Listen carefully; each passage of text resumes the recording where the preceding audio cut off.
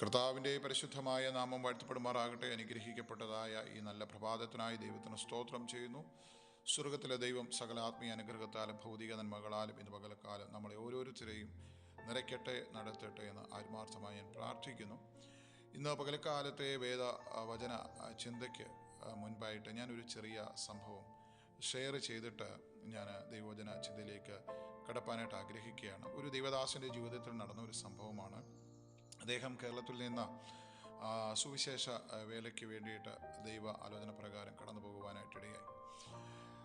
എന്നാൽ താൻ അവിടെ തൻ്റെ മിഷൻ ഫീൽഡിൽ ചെന്നപ്പോൾ താൻ പ്രതീക്ഷിച്ചതുപോലെ ഉള്ള അല്ലെങ്കിൽ താൻ പ്രതീക്ഷിച്ചതിനേക്കാൾ അപ്പുറമായിട്ട് വളരെ പ്രയാസങ്ങളിലൂടെ കഷ്ടങ്ങളിലൂടെ ഒക്കെ താൻ കടന്നു പോകുവാനായിട്ടിടയായി. തൻ്റെ പേഴ്സണലായിട്ടുള്ള സംസാരത്തിൽ എന്നോട് താൻ ഷെയർ ചെയ്ത സാക്ഷ്യമാണ് ഇന്ന് പകൽക്കാലം നിങ്ങളുമായിട്ട് ഷെയർ ചെയ്തത്.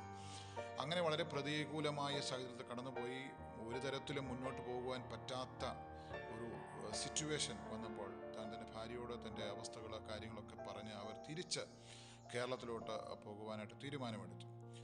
അങ്ങനെ അവർ കേരളത്തിൽ വന്ന് അവിടെ ചെറിയ തോതിൽ തൻ്റെ പ്രവർത്തനങ്ങളൊക്കെ ആരംഭിച്ചു. അങ്ങനെ താൻ മുന്നോട്ട് പോകുമ്പോൾ ഒരു ദൈവദാസി, ഒരു പ്രവാചകി അപ്രതീക്ഷിതമായിട്ട് താൻ പ്രാർത്ഥിച്ചു കൊണ്ടിരുന്ന തൻ്റെ ആ പ്രാർത്ഥനാ ഹോളിൽ കടന്നു വരികയും ഇപ്രകാരം ഒരു കാര്യം, ഒരു ദൂത് തന്നോട് അറിയിക്കുവാനായിട്ട് ഇടയായി.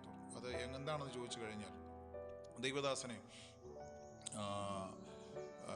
താൻ 10 സ്റ്റെപ്പാണ് കയറേണ്ടത്, എന്നാൽ 10 സ്റ്റെപ്പാണ് കെട്ടേണ്ടത്, എന്നാൽ 9 സ്റ്റെപ്പ് കെട്ടിയതിന് ശേഷമാണ് നിങ്ങൾ ഇവിടേക്ക് വന്നത്. ഒരു സ്റ്റെപ്പ് കൂടെ കെട്ടിയിരുന്നെങ്കിൽ ദൈവത്തിൻ്റെ വലിയ പ്രവൃത്തി ദൈവദാസനെ കാണുവാൻ കഴിയുമായിരുന്നു. അതുകൊണ്ട് എത്രയും പെട്ടെന്ന് നിങ്ങൾ നിങ്ങളുടെ മിഷൻ ഫീൽഡിലേക്ക് കടന്നു പോകണം, ദൈവം ഏൽപ്പിച്ച ശുശ്രൂഷ ചെയ്യണം എന്ന് പറഞ്ഞ് ആ ദൈവദാസി പ്രവചനാത്മാവിൽ ദൂതറിയിച്ചിട്ട് താൻ ഇവിടെ നിന്ന് കടന്നു പോകുവാനായിട്ടിടയായി.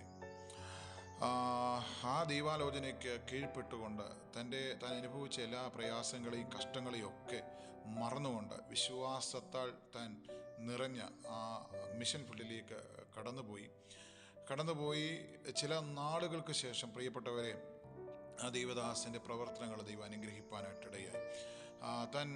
തന്നെ സാമ്പത്തികമായിട്ട് ദൈവം അനുഗ്രഹിപ്പാനായിട്ടിടയായി.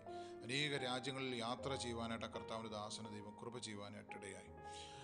അതിനുശേഷം ആ ദൈവദാസിയെ അന്വേഷിച്ച് താൻ ഒത്തിരി അന്വേഷിച്ചെങ്കിലും ആ പുള്ളിക്കാരത്തെ അല്ലെങ്കിൽ ആ സഹോദരിയെ കാണുവാനായിട്ട് കഴിഞ്ഞില്ല.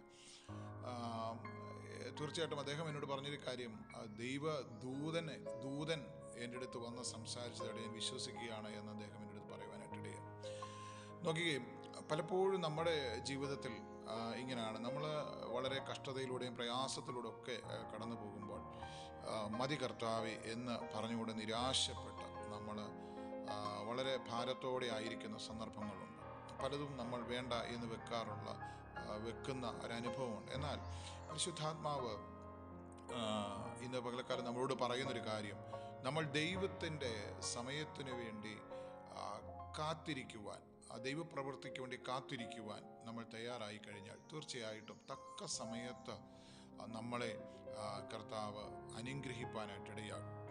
നമ്മൾ പ്രതീക്ഷിക്കാത്ത നന്മകൾ, അനുഗ്രഹങ്ങളിലൂടെ ദൈവം നമ്മളെ നടത്തുവാനായിട്ടിടയാകും. എന്നാൽ ആ പ്രതിസന്ധി എന്ന് പറയുന്നത് നമ്മളെ സംബന്ധിച്ചിടത്തോളം വളരെ വളരെ കടന്നു പോകുവാൻ കഴിയാത്ത വിധം വളരെ പ്രതികൂലമായിരിക്കും. എന്നാൽ അതിനെ നമ്മളൊന്ന് നേരിടുവാൻ, അതിനെ ഒന്ന് സഹിക്കുവാൻ, അതിലൂടെ ഒന്ന് കടന്നു പോകുവാൻ നമ്മൾ തയ്യാറായി കഴിഞ്ഞാൽ, ഒരു കുശവൻ്റെ കയ്യിലെ അല്ലെങ്കിൽ കുശവൻ മെനയുന്ന ഒരു പാത്രം തീയിലൂടെ കടന്നു പോകുന്നത് പോലെ നമ്മളൊന്ന് ആ ഒരു കഷ്ടതയുടെ ആ തീച്ചൂളയിലൂടെ ഒന്ന് കടന്നു പോകുവാൻ നമ്മളൊന്ന് സമർപ്പിച്ചു കൊടുത്താൽ തീർച്ചയായിട്ടും ഒരു നല്ല പാത്രമായി, കുശവന് ഉപയോഗിപ്പാൻ പറ്റുന്ന നല്ല പാത്രമായിട്ട്, ഒരു ആളുമാറിയവനെ പോലെ നമുക്ക് വെളിയിൽ വരുവാനായിട്ടിടയാകും.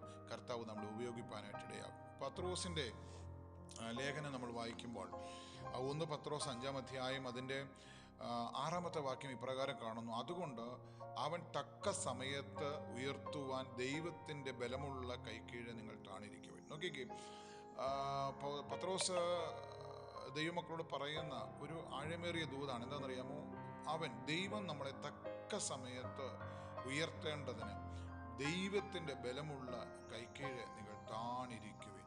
Praise the Lord. ഇന്ന് പകലക്കാലം അങ്ങനെ താണിരിക്കുവാനായിട്ട് നമ്മളെ തന്നെ ഒന്ന് ഏൽപ്പിച്ചു കൊടുക്കാം, ഒന്ന് സമർപ്പിക്കാം. തീർച്ചയായിട്ടും നമ്മൾ അങ്ങനെ ഒന്ന് താഴ്ത്തി കൊടുത്താൽ, നമ്മളൊന്ന് സമർപ്പിച്ചാൽ, നമ്മളൊന്ന് ഏൽപ്പിച്ചു കൊടുത്താൽ, പ്രിയപ്പെട്ടവരെ, ഹല്ലേലൂയ, ദൈവത്തിൻ്റെ വചനം പറയുന്നു, അവൻ നമ്മളെ തക്ക സമയത്ത് ഉയർത്തുന്നവനാണ്. യെശയ്യാ പ്രവാചകന്റെ പുസ്തകം നമ്മൾ വായിക്കുമ്പോൾ 40-ാം അധ്യായം അതിൻ്റെ 31-ാമത്തെ വാക്യം, എങ്കിലും യഹോവയെ കാത്തിരിക്കുന്നവർ ശക്തിയെ പുതുക്കും. നോക്കിക്കേ, അവർ കഴുകന്മാരെ പോലെ ചിറകടിച്ച് പറന്ന് ഉയരുവാനായിട്ടിടയാകും. അപ്പോൾ യഹോവയെ കാത്തിരിക്കുവാൻ, ദൈവത്തിൻ്റെ സമയത്തിനു വേണ്ടി വെയിറ്റ് ചെയ്യുവാൻ നമ്മൾ തയ്യാറായി കഴിഞ്ഞാൽ, വചനം പറയുന്നു, കഴുകന്മാരെ പോലെ നമ്മൾ ചിറകടിച്ച് പറന്ന് ഉയരുവാനായിട്ടിടയാകും. നമുക്കറിയാം, കഴുകൻ എന്ന് പറയുന്നത് വളരെ ഉയരത്തിൽ പറക്കുന്ന ഒരു ഒരു ഒരു ഒരു പറവയാണ്, അല്ലെങ്കിൽ ഒരു പക്ഷിയാണ്. തീർച്ചയായിട്ടും അപ്രകാരം നമ്മൾ ചിന്തിക്കുന്നതിനേക്കാൾ അപ്പുറമായിട്ട്, നമ്മൾ വിചാരിക്കുന്നതിനപ്പുറമായിട്ട് വഴിയും വാതിലും തുറന്ന് നമുക്ക് നൽകി നമ്മളെ അത്ഭുതത്തിലൂടെ നമ്മളെ നടത്തുവാൻ നമ്മുടെ ദൈവം വിശ്വസ്തനാണ്. നമ്മളെ വിളിച്ച ദൈവം വിശ്വസ്തനാണ്. അവൻ നമ്മളെ ഒരിക്കലും വഴിയിലിട്ടിട്ട് പോകുന്ന ദൈവമല്ല. ആ കർത്താവിൻ്റെ കരങ്ങളിലേക്ക് ഏൽപ്പിക്കാം. ഹാലിൽ ദൈവം ഏൽപ്പിച്ച ശുശ്രൂഷയാകട്ടെ, ജീവിതമാകട്ടെ, അത് 9 സ്റ്റെപ്പ് കെട്ടിയിട്ട് നിങ്ങൾ ഒരിക്കലും പിന്മാറി പോകരുത്.